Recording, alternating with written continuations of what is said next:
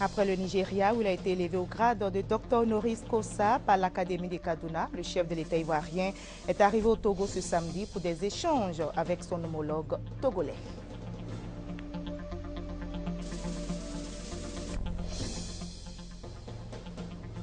Quelle politique de statistiques dans l'espace CEDEAO? La question préoccupe les ministres en charge des statistiques de l'organisation sous-régionale.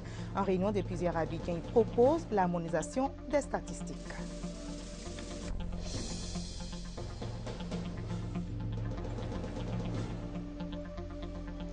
La télémédecine en Afrique francophone a 10 ans d'activité. Quel bilan et quelle contribution pour la prise en charge des maladies chroniques? Le réseau vient de faire le bilan. Et puis, nous aurons la page culture de ce samedi. Notre invité est Alain Tailly. Nous parlerons avec lui du renouveau du théâtre en Côte d'Ivoire. Cette bonne nouvelle, l'équipe nationale de basket féminin est championne du tournoi de basket au 7e jeu de la francophonie qui se déroule à Nice, en France. Nos champions ont battu la Wallonie 97-70. Bonsoir à tous. Merci de regarder le journal de RTI1. Commençons par le Nigeria, où le président de la République, Alassane Ouattara, vient d'être distingué. Il a été élevé au grade de docteur honoris causa par l'Académie de Kaduna. Le chef de l'État est en visite de travail, vous le savez, visite de travail d'amitié au Nigeria depuis hier. Et aujourd'hui, samedi, il est arrivé au Togo. Donc, pour des échanges avec son homologue togolais, Faure Gnassingbé, le chef de l'État regagnera Abidjan demain 15 septembre. On fait le point avec Viviane Aïmer. En provenance d'Abuja, le président de la République Alassane Ouattara est arrivé en fin d'après-midi à Lomé où il a été accueilli par son homologue togolais, le président Faure Essozimna Gnassingbé. Visite destinée à l'examen de plusieurs sujets d'intérêt commun, a expliqué le chef de l'État ivoirien, sans omettre de relever avec satisfaction le bon déroulement des élections législatives du 25 juillet dernier au Togo. Il faut rappeler qu'avant leur tenue, le président de la République Alassane Ouattara, en sa qualité de président en exercice de la CEDEAO, s'était rendu à Lomé les 18 et 19 juillet pour apaiser les tensions qui menaçaient la tenue de ce scrutin. Je viens féliciter mon frère, mon ami, et lui dire que ces élections, nous savons, étaient transparentes, crédibles. Nous nous en réjouissons et je pense que le Togo doit être en paix. Nous recherchons la paix dans la sous-région. J'étais hier à Abuja pour voir le président Jonathan et nous sommes très satisfaits de la manière dont les choses sont passées. Le peuple togolais a décidé d'avoir l'assemblée qu'il a eue et je souhaite que maintenant, évidemment, tout le monde soit engagé dans la voie de la paix dans la démocratie. Je suis venu aussi remercier mon frère, le président Faure, et lui dire que nous avons besoin de ses conseils sur un certain nombre de dossiers que j'aurai à lui exposer un peu plus tard.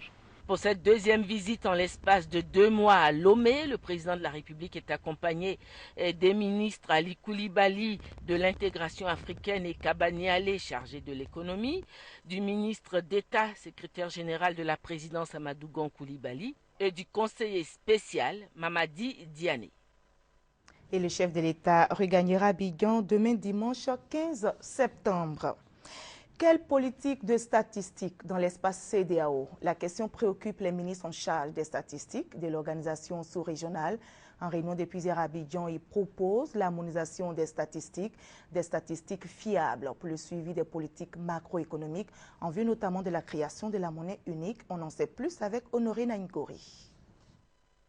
La politique statistique vise à favoriser le développement des systèmes statistiques dans les États membres de la communauté économique des États de l'Afrique de l'Ouest, CEDEAO, par une production de statistiques harmonisées et de qualité. Les divers chantiers d'harmonisation statistique validés par les directeurs généraux des instituts nationaux de statistique au cours des échanges proposent des moyens pour rendre opérationnel le cadre de développement de la statistique au sein de la CEDEAO. Le programme statistique régional PSR 2014-2018 qui vise notamment à renforcer les capacités des systèmes statistiques nationaux. Le Fonds de développement de la statistique censé être un mécanisme régional de financement durable de l'activité statistique. Dr Ibrahim Abba, directeur général de l'Institut national de statistique en Côte d'Ivoire, situe l'importance des données statistiques dans la gestion des besoins des populations. Mais les populations entendent que les statistiques permettent aux décideurs de prendre les bonnes décisions qui les concernent. Un exemple simple. On ne peut pas construire d'école dans une région si on ne sait pas combien d'enfants vont aller à l'école. Sinon, on fait un investissement à perte. Pour le ministre d'État, ministre du Plan et du Développement, Albert Mapritouakeus, le futur d'un État réside dans sa modernisation et pour y arriver, il faut s'appuyer sur les données statistiques. Nous avons un besoin en collecte et en analyse et nous avons besoin donc d'assurer la disponibilité de nos statistiques au niveau de l'espace de la CEDEAO. Ici, l'élaboration des statistiques va nous permettre d'aller dans ce sens-là. L'impact sur notre développement sera évident et les objectifs de l'intégration seront certainement atteints. L'harmonisation statistique au sein de la CEDEAO, Communauté économique des États de l'Afrique de l'Ouest, contribuera à consolider la collaboration entre la Commission de la CEDEAO, les États membres et les acteurs de la statistique. Et les ministres de la Justice de la CEDEAO sont aussi en réunion dans la capitale économique. L'ordre du jour porte sur le renforcement des prérogatives du Parlement de la CEDEAO. Les ministres de la Justice de l'organisation sous-régionale affichent une réelle volonté, celle de faire du Parlement de la CEDEAO un organe de décision. Le reportage de Fatou Fofana. Le Parlement de la CEDEAO a été créé en 1993 et depuis, il joue un rôle consultatif au sein de l'institution ouest-africaine. Il est désormais question pour les ministres de la Justice de lui donner plus de pouvoir. Ce Parlement interafricain veut devenir un organe avec des pouvoirs législatifs et budgétaires. Pour son président, il est question de contrôle et de bonne gouvernance. Et notre intention est réellement d'aller de l'avant en mettant en place un Parlement qui a des pouvoirs, qui règle, qui régule, qui donne des conseils. C'est tout cela, le repositionnement et la bonne gouvernance que nous voulons instituer à travers le Parlement dans la sous-région. Pendant 2 jours, les ministres de la Justice de la CEDEAO ont planché sur la question. Ils se disent satisfaits du résultat de la rencontre. En termes de renforcement des pouvoirs du Parlement, la présente session a eu plutôt pour objet de déterminer les modalités de fonctionnement qui permettraient donc à terme au Parlement d'avoir la plénitude des pouvoirs auxquels il aspire.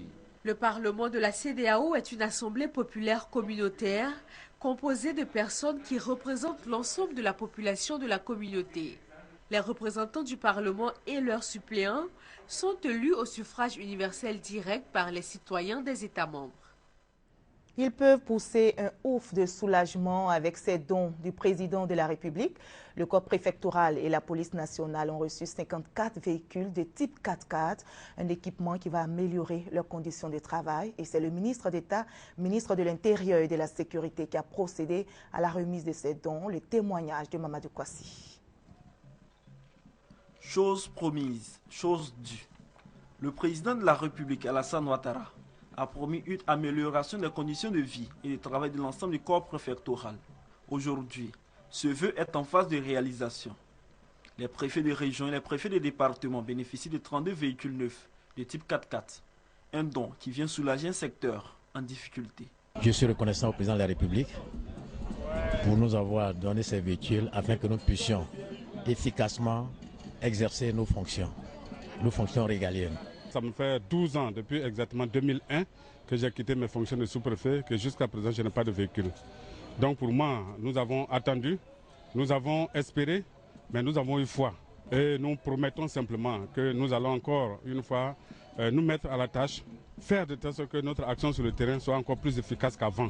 C'est un poids qui nous est enlevé par ce don de véhicules. C'est un document de satisfaction d'abord, et puis de remerciement au président de la République pour tout l'effort qu'il fait pour le pays et particulièrement pour le corps préfectoral. C'est un début. Comme il a dit, jusqu'à la fin de l'année, tous les membres du corps préfectoral seront pourvus en véhicule. C'est très important pour le travail surtout.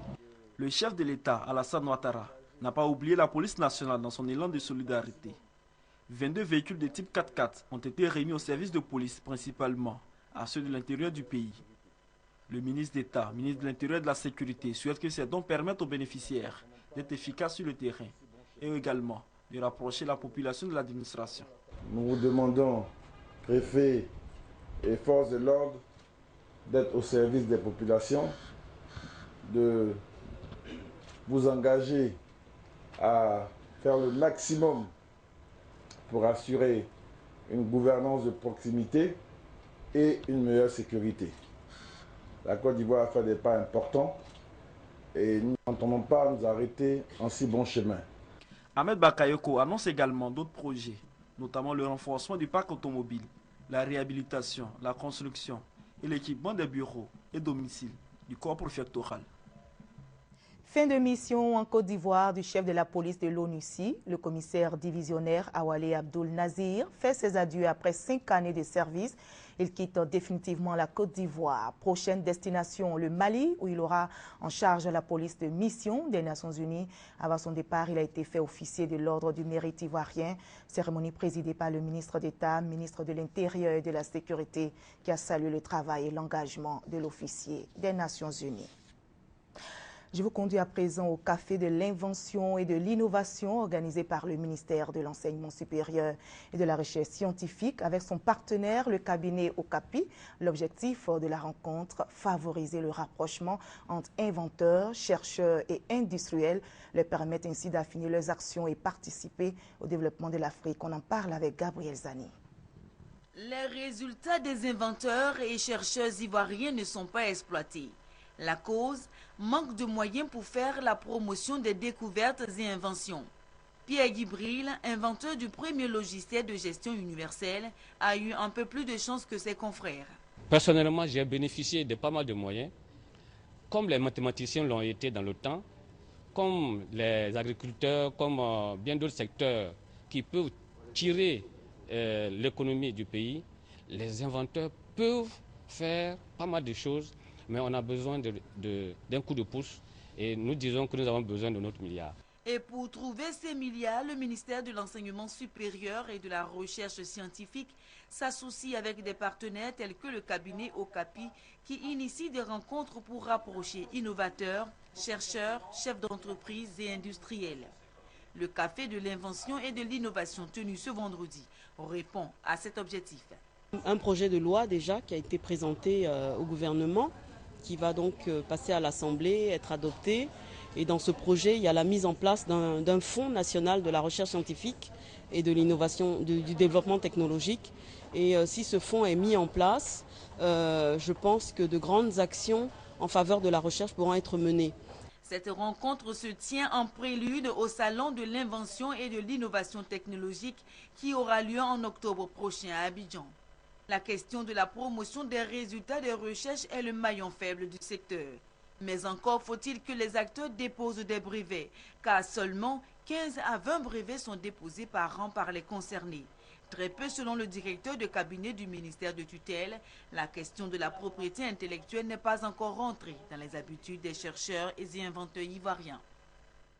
Ils sont venus de 7 pays d'Afrique francophone, acteurs des secteurs de gestion, des régulations, de l'électricité et des télécoms. Ils sont en séminaire de formation à Abidjan.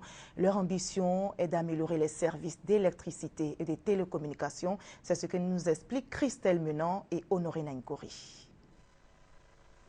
Clôture à Abidjan ce vendredi d'une formation des cadres de haut niveau actifs dans le secteur de gestion et de régulation de l'électricité et des télécoms. Pendant 5 jours, ils ont été formés, entre autres, sur les outils réglementaires en matière de régulation et sur le rôle de l'État et du régulateur dans le contexte socio-économique des pays africains. Se déroulant pour la première fois hors du Canada, la formation a été rendue ainsi plus accessible aux participants africains qui ont vu leurs capacités renforcées par des spécialistes internationaux. L'événement couronné d'un satisfecit général a été organisé par l'Autorité nationale de régulation du secteur de l'électricité, ANARE, en partenariat avec l'Institut de la francophonie pour le développement durable, IFDD, avec l'appui du ministère du Pétrole et de l'Énergie. Améliorer les compétences des hommes qui travaillent dans ce métier de régulation, c'est permettre à nos populations de profiter des gains en termes de services, mais aussi leur fournir un service à bon marché. Ça permet aussi de créer un cadre qui rassure les investisseurs pour investir dans ces infrastructures-là qui sont des infrastructures importantes, qui demandent beaucoup de financement. L'ANARE, régulateur ivoirien du secteur de l'électricité, est chargé de protéger les intérêts des consommateurs, veillant au respect des lois et conventions par les opérateurs du secteur, comme la compagnie ivoirienne d'électricité. En tant qu'arbitre et médiateur, elle assiste et conseille toutes les parties prenantes du secteur, État, opérateurs économiques et surtout consommateurs. Des innovations annoncées dans la formation professionnelle en Côte d'Ivoire. Une réunion présidée par le ministre d'État, ministre de l'Emploi, des Affaires sociales et de la formation professionnelle vient de se tenir à Yopougon. Au cours de cette réunion de rentrée, le ministre Moussa Dosso a affirmé que cette année scolaire est placée sous le signe de l'action et du résultat dans la formation professionnelle. On en sait plus avec Serge Gongomé et Honoré Naingori. Le renforcement de la qualité des ressources humaines, la restructuration et l'opérationnalisation des filières de la formation professionnelle, l'adaptation et le développement des programmes de formation à l'évolution technologique sont entre autres les principales lignes de la réforme sur la formation professionnelle. Une réforme adoptée en 2009 pour redynamiser le secteur, et cela en vue de stimuler la compétence d'une part et créer, d'autre part, une adéquation entre la formation et les besoins du marché de l'emploi. L'application de cette réforme s'impose aujourd'hui. Aujourd'hui, dans la vision du patronat, qu'ils ont bien décrit d'ailleurs dans ce document Côte d'Ivoire 2040, j'ai regardé ce document. Ils n'ont pas besoin de philosophes, le secteur privé. Ça veut dire simplement qu'il faut tout reprendre et reprendre notre système éducatif pour que définitivement, une fois qu'on est engagé, eh bien qu'on sorte avec un métier, qu'on sorte avec des diplômes, mais qui vous donnent en réalité un emploi. La volonté du ministère d'État, ministère de l'Emploi, de la formation professionnelle et des affaires sociales de mettre en œuvre la réforme de la formation professionnelle à partir de cette année scolaire 2013-2014 est appréciée. En tant que mère, c'est une grande satisfaction. Je sais qu'on va demander aux enfants, voici les besoins des entreprises. Parmi ces besoins, qu'est-ce que toi tu veux faire? Je veux faire ceci, je veux faire cela, alors voilà la formation qui te convient. L'enfant va faire la formation, il sort, c'est sûr qu'il a de la place, il va être engagé et c'est un soulagement pour nous les parents d'élèves. Au cours de cette rencontre qui a enregistré la présence de la CGCI, Confédération Générale des Entreprises de Côte d'Ivoire et de l'Agence Française de Développement, des doléances ont été présentées au ministre Moussa Dosso qui dit avoir pris bonne note. Ils sont 16 000 étudiants à l'université Alassane Ouattara de Bouaké. 14 000 ont des difficultés pour se loger. Le souhait de ces étudiants est la mise en œuvre du programme présidentiel d'urgence afin d'accroître la capacité d'accueil des sites universitaires d'Irassoba Larsen. L'université Alassane Ouattara compte près de 16 000 étudiants. Pour ce nombre, seulement 2 000 lits sont disponibles pour leur hébergement.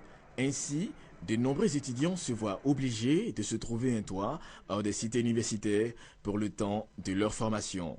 Ces logements, situés pour la plupart dans les villages d'Adjeyaokro, Asumankro et Djelekro, à proximité de l'université, sont sans commodité. Voici la maison que je loue à 7 000 francs. Les conditions de vie ici sont très très difficiles. Il n'y a pas l'électricité ni eau potable. La maison coule même. Ici, mes papiers ont été mouillés. Rien n'a changé à Yaokro. À partir de 18 ans d'or, on ne peut pas étudier. Comme Kwadio Sonia, ils sont nombreux, ces étudiants qui résident dans ces villages dans des conditions difficiles. À l'origine de ces conditions de vie difficiles figure en première ligne le manque de transport et de moyens financiers. Quand je dis problème de moyens, c'est au niveau du transport surtout. Parce qu'à Bouaké, il n'y a pas de bus. Donc loger en ville, ça suppose qu'à chaque moment, il faudra payer le transport. Les prix de ces maisons varient entre 7 000 et 10 000 francs CFA le mois. Et les étudiants fondent leur espoir sur le programme présidentiel d'urgence, PPU, pour accroître la capacité d'accueil des résidences universitaires. On demande au ministre, au président de la République même, s'il peut faire quelque chose pour les étudiants de Bouaké, parce que les étudiants de Bouaké souffrent. Nous demandons au président de la République surtout, vraiment de faire face aux étudiants de Bouaké, de leur apporter vraiment une aide financière, de nous aider sur tous les plans. En attendant la réouverture des cités universitaires pour la prochaine rentrée académique, le problème de logement des étudiants à Bouaké se pose avec acuité et demeure une préoccupation majeure. La télémédecine en Afrique francophone a 10 ans aujourd'hui, 10 ans d'activité. Quel bilan et quelle contribution pour la prise en charge des maladies chroniques? Le réseau en Afrique francophone pour la télémédecine qu'il a introduit en Afrique francophone vient de faire le bilan. On en parle avec Herman Niamien. 10 ans de télémédecine en Afrique francophone, les experts jugent le bilan satisfaisant. Introduite dans l'espace francophone par le réseau en Afrique francophone pour la télémédecine RAFT, cette innovation médicale a permis à des milliers de professionnels de la médecine de renforcer leurs capacités.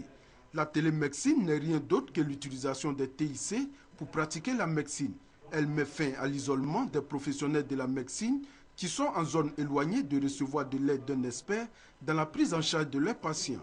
Il leur suffit seulement d'avoir un ordinateur et une connexion Internet. Je prendrai le cas des médecins ou d'un infirmier qui serait dans une zone où il faut qu'il y ait nécessairement une connexion Internet ou bien avoir une clé. À partir de ce moment-là, lorsqu'il est devant un malade qui présente, je dirais simplement une poussée hypertensive importante qui n'arrive pas à traiter avec les médicaments usuels, il peut demander l'avis d'un cardiologue à l'Institut de cardio et qui lui dira, au stade où vous êtes arrivé, faites venir le patient.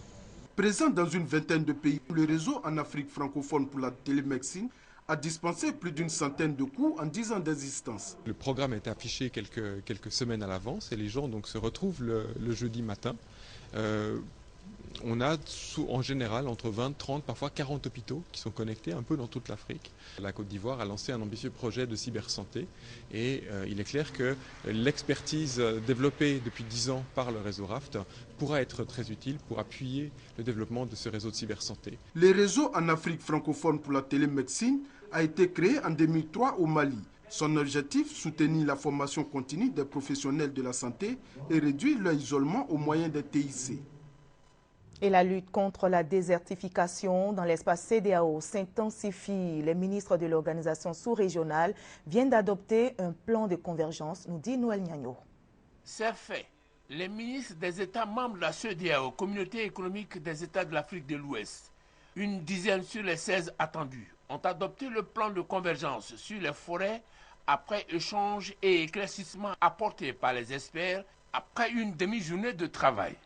En un mot commençant, ils ont saisi toute la pertinence de l'invite de M. Charles Kofi Dibi, ministre d'État ivoirien des Affaires étrangères, au nom du Premier ministre. L'heure est à la mise en commun des stratégies développées au niveau de chacun de nos États, en raison de notre appartenance commune à des zones écologiques dont les spécificités constituent des richesses à préserver et pour lesquelles une action concertée des différents gestionnaires que nous sommes est nécessaire. C'est ensemble que nous réussirons à faire de l'économie verte une réalité dans nos pays respectifs. Pour cette économie verte, il est recommandé aux États membres, entre autres, de mener des activités d'évaluation sur la contribution des forêts à l'économie nationale. Les ministres ont également adopté le programme d'action sous-régional sur la lutte contre la désertification en Afrique de l'Ouest et le plan de convergence pour la gestion et l'utilisation durable des écosystèmes forestiers dans la sous-région. En religion, le départ des candidats ivoiriens au Hague se précise. Le premier vol est annoncé pour le 20 septembre prochain. L'information a été donnée par les responsables en charge de l'organisation du Hague. Le reportage de Fatou Fofana. Dès ce lundi 16 septembre, la liste des pèlerins des 5 premiers vols sera connue. Chaque pèlerin sera convoqué pour les dernières formalités la réception de son kit et la prise de contact avec son encadreur de proximité. Le premier vol étant prévu pour le vendredi 20 septembre 11h30, le commissariat du Hajj donne les dispositions pratiques pour ce premier départ vers la Terre Sainte d'Arabie Saoudite. Dès lundi, le pèlerin sera pris en charge par le GDR, par la gestion départ et retour, et le pèlerin sera amené sur le dernier chapiteau qui est dans la cour d'Al-Bayan, et ensuite par notre groupe, notre système d'encadrement de proximité, 43 pèlerins auront un encadreur religieux guide qui va monter dans les cars avec eux pour être acheminés ici. Je précise que les convocations des pèlerins, c'est le jeudi à 23 h à la grande mosquée de la Riviera, le 19. L'ambassadeur d'Arabie Saoudite en Côte d'Ivoire rassure, toutes les dispositions sont prises pour faciliter le voyage aux pèlerins ivoiriens, un bon départ et un bon retour. Cette année, l'État ivoirien prévoit 10 vols pour 4510 pèlerins à raison de 450 personnes par vol. En tout, 5600 musulmans ivoiriens participent au Hajj 2013 pour satisfaire au 5e pilier de l'islam, le pèlerinage à la Mecque. Et un mot sur le pèlerinage à Lourdes. La région de Lourdes, en dehors de son caractère spirituel, présente des atouts touristiques. Ces sites touristiques ont été visités par les pèlerins ivoiriens. Teresta Peyopoué nous y conduit. Les grottes de Betaram, grande merveille des Pyrénées. Elles ont été découvertes par des chasseurs en 1845 et exploitées en 1903 par un Anglais, Léon Ross.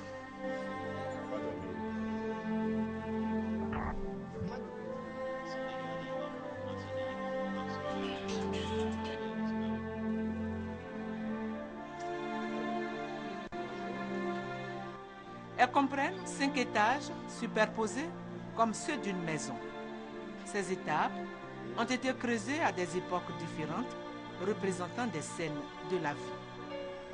La température à l'intérieur reste stable.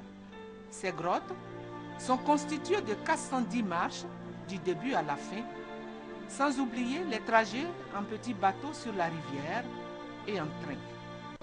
Ces grottes constituent sans aucun doute une des curiosités exceptionnelles au monde. Dernière étape, la visite d'une exploitation viticole familiale située sur les coteaux du Girançon, près de Pau, le Clos Lapère. C'était à l'époque une petite exploitation familiale de 4 hectares. Elle s'étend aujourd'hui sur 17 hectares de vignes en agriculture biologique sur les versants des Pyrénées. La production est vinifiée dans son ensemble en vin blanc, sec et moelleux. Ces vins se boivent chambrés dans un verre à pied. 50 personnes travaillent dans cette exploitation qui a aujourd'hui 27 ans. Et sur place ici en Côte d'Ivoire, Murray Laoré, vice-championne aux récents mondiaux d'athlétisme de Moscou, a été nommée ambassadrice de la ville de Grand Bassam, ville inscrite sur la liste du patrimoine mondial de l'UNESCO. Le reportage de Gabriel Zani. Double médaillée d'argent aux 100 et 200 mètres des derniers mondiaux de l'athlétisme, Murray Laoré a été célébrée ce vendredi par les Bassamois. Les autorités royales et municipales de la ville historique ont voulu marquer leur reconnaissance à Muriel, la Bassamoise, désormais reine d'Enzima Kotoko. Le maire de Grand Bassam, Georges-Philippe Ezalé, a saisi cette occasion pour exhorter la vice-championne à promouvoir le patrimoine culturel de Grand Bassam en lui remettant symboliquement les clés de la ville.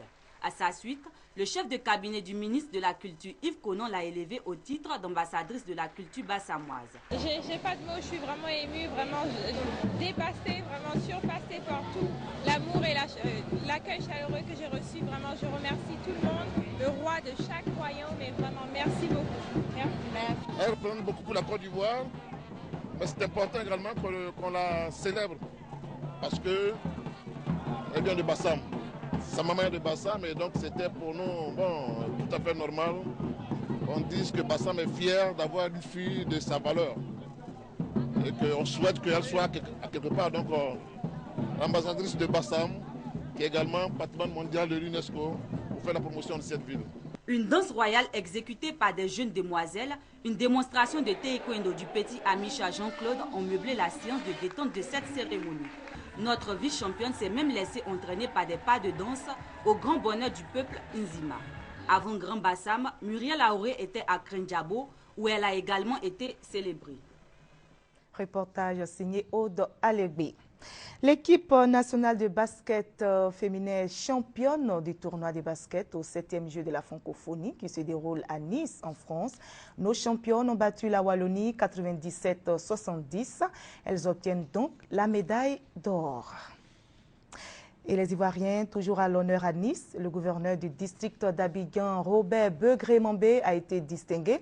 Il a reçu la médaille de citoyen de Nice, distinction qui s'inscrit dans le cadre des 8e Jeux de la francophonie qui se dérouleront en Côte d'Ivoire. Sébastien Ouignet est notre envoyé spécial à Nice. Cette distinction d'honneur de la ville de Nice à Robert Begré-Mambé, gouverneur du district d'Abidjan, vise plusieurs objectifs. Christian Estrosi, député maire de Nice, veut transmettre son expérience de façon officielle dans l'organisation des prochains Jeux de la francophonie 2017 à la Côte d'Ivoire. Ensuite, approfondir et mettre en pratique d'autres échanges dans les domaines de l'urbanisme, des infrastructures, du tourisme, de l'enseignement, de la science et de la médecine. Et cela doit passer par cette distinction pour traduire un premier geste concret. Cher Robert, je suis heureux, et tous les Niçois avec moi, de vous accueillir comme citoyen de notre commune, car elle porte bien son nom. Commune, le lieu des attachements et des intérêts communs. Nous voilà tous deux fois concitoyens. Nous dédions cet honneur d'abord au chef de l'État, son Excellence Alassane Ouattara. Ensuite, à tous les maires du district d'Abidjan, ils sont présents. Parce que c'est eux qui font Abidjan. Au quotidien, ils partagent la souffrance des populations. Ils sont les premiers maillons qui vont au-delà de l'espérance des populations pour anticiper eux aussi et apporter les réponses aux préoccupations des populations. C'est pourquoi cet honneur, nous le partageons avec tous les maires d'Abidjan. Ce dimanche 15 septembre 2013, le député maire Christian Estrosi remettra à la Côte d'Ivoire et à Abidjan, au nom de la France et de Nice, le drapeau des Jeux de la francophonie. Précisons que le gouverneur du district d'Abidjan est la deuxième personnalité à recevoir cette distinction 50 ans après l'ex-président sénégalais Léopold Sédar Senghor. Peut-on parler aujourd'hui de déclin du théâtre en Côte d'Ivoire? Si oui, alors qu'est-ce qui a provoqué cette situation? Quelles en sont les conséquences et comment faire pour sauver le théâtre ivoirien? Pour répondre à toutes ces questions, nous avons avec nous le directeur du Centre national des arts et de la culture, Alain Taï, et notre invité de la page culture. Bonsoir, monsieur Alain Taï. Bonsoir, madame. Alors, que répondez-vous à ceux qui disent que le théâtre ivoirien n'existe aujourd'hui que de nom? Que de nom, c'est trop dire, parce que le théâtre a deux dimensions. Il y a la dimension livresque, à travers la production de textes dramatiques. Et je pense que les dramaturges ivoiriens, à l'image de Kwaoli Azéré, qui est un auteur brillant, continuent de produire des pièces de théâtre. Et puis il y a la dimension spectacle, qui, elle, effectivement, est en sommeil depuis, on va dire, 2 décennies, pour moi. Alors, est-ce que vous êtes d'accord avec, encore je repose la même question, est-ce qu'on peut dire aujourd'hui que le théâtre ivoirien, ces comédiens qui nous servaient des pièces théâtrales, est-ce que cette époque-là est désormais un vieux souvenir? Oui, disons que le théâtre ivoirien est dans une phase de léthargie qui est consécutive à plusieurs facteurs. D'abord, l'émergence d'un nouveau type de spectacle télévisé, les sketchs télévisés notamment. Il y a également la très forte poussée des musiques urbaines, le zouglou, le coupé décalé notamment, qui occupe la scène artistique et culturelle du pays.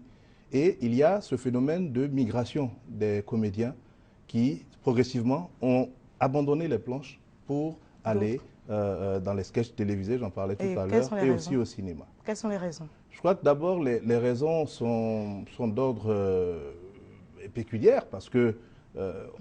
Est-ce que le théâtre ne nourrit plus? Je crois qu'il y a plusieurs phénomènes, comme je l'expliquais, qui se sont posés. La télévision a joué un rôle important de promotion du théâtre. On se souvient donc que sur les antennes de la télé, il y avait au théâtre chez nous, où des troupes de l'intérieur, notamment le Djibois de Divo, les troupes d'Adi Daniel, de Diallo Tikwayi Vincent, donc pouvaient diffuser les pièces de théâtre. Cela impactait le public et donc ce public-là pouvait aller par la suite au théâtre. Il y a aussi eu le démantèlement, je pèse bien mes mots, du théâtre de la Cité, qui a été transformé en amphithéâtre pour satisfaire aux besoins donc de l'enseignement. Le théâtre de la Cité était un haut lieu de programmation théâtrale et à partir du moment où cette salle ne programmait plus de spectacles, évidemment, eh bien, le théâtre a commencé à battre de l'aile. C'est la deuxième raison. C'est la deuxième raison.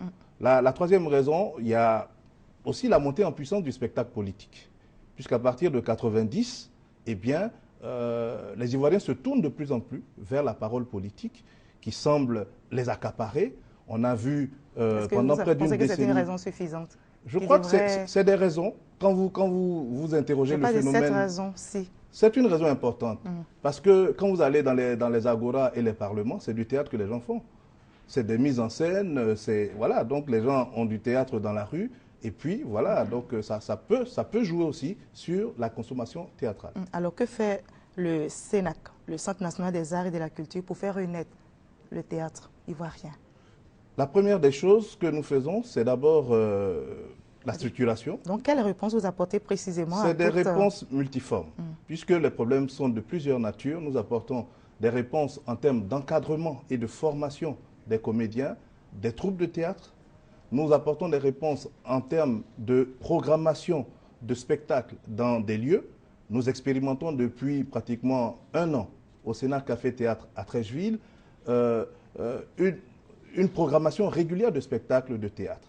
Nous l'avons fait avec Bessie Adji, nous l'avons fait avec Geneviève Bousseau et tout récemment, il y a 2 vendredis, nous avons passé l'atelier d'Yakoum de Vagba au bout de salle qui a remporté plusieurs prix au Maroc. Nous avons passé son spectacle La Rupture. Dans une salle. Il existe combien sur le territoire national ce genre de salles qui ne sont même plus adaptées à Oui, absolument, vous avez raison. Le maillage du territoire en salle de spectacle professionnelle est à faire. Pour le moment, ce que nous avons, ce sont des centres culturels, des foyers, mais je pense que ce sont des salles qui sont exploitables. Elles ont une jauge moyenne de 200 à 400 places. Est-ce que vous pensez à leur réhabilitation, par exemple, pour qu'elles soient plus adaptées? Avant la phase de réhabilitation, je pense qu'il y a une phase d'exploitation qui peut s'expérimenter maintenant. Vous savez que l'Institut français a fermé sa salle depuis les événements de 2002, je pense bien. Mais cela n'empêche pas l'Institut français de programmer des spectacles dans sa salle d'exposition, qui au départ n'est pas adaptée, mais il y a des techniques de scénographie qui permettent de faire du théâtre dans des salons, dans des cours communes, etc., etc. Nous sommes dans un secteur de créativité et d'inventivité. Il s'agit d'inventer de nouveaux espaces pour le théâtre et de les investir. Alors, que répondez-vous à ceux qui disent également que le théâtre vrai a disparu au profit des sketchs et des scénettes? Y a-t-il une différence? Le théâtre accompagne son époque. Le théâtre est témoin de son époque. Et comme je l'ai dit, depuis 1990, il y a une crise. Il y a eu une crise importante en Côte d'Ivoire qui a connu son point culminant de novembre 2011, de novembre 2010 à avril 2011. Et ces périodes de crise sont des périodes où les spectacles qui émergent, les expressions artistiques qui émergent, sont des expressions qui visent plutôt à faire rire la population qu'à l'interroger, qu'à l'amener à des réflexions profondes, etc., etc.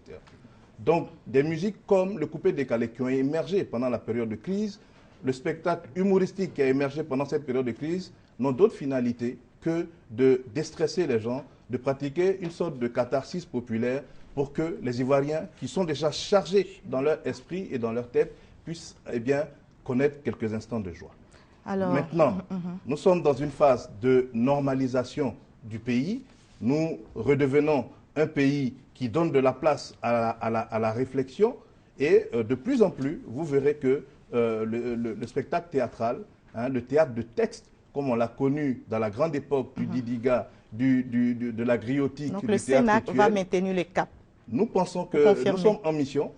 Monsieur le ministre de la Culture et de la Francophonie, Maurice Kwaku Bandama, nous met en mission pour que nous développions le théâtre. Nous l'avons commencé avec la programmation donc, au Sénat Café Théâtre. Nous le poursuivons avec une initiative que nous appelons les Flash Théâtre, qui consiste dans les lieux publics, dans les gares de bus, dans les marchés, à programmer du spectacle théâtral pour que le spectacle soit proche de la population. Merci beaucoup, Monsieur Alain Tailly. Je rappelle que vous êtes le directeur du Sénac, Centre national des arts et de la culture. Merci d'être passé sur notre plateau. C'est moi qui vous remercie, madame. Et avant de terminer, je rappelle que le président de la République, Alassane Ouattara, est arrivé donc aujourd'hui au Togo pour des échanges avec son homologue togolais Faure Gnassingbé et Adema. Le chef de l'État, comme vous le voyez, est accueilli par le président togolais. Il regagnera donc Abidjan demain, dimanche 15 septembre. Avant le Togo, le président de la République était au Nigeria, où il a été élevé au grade de docteur honoris causa par l'Académie de Kaduna. Le chef de l'État y était pour une visite de travail et d'amitié au Nigeria. Et c'est la fin de cette édition. C'est ici que l'on s'arrête. Merci à vous tous de votre attention.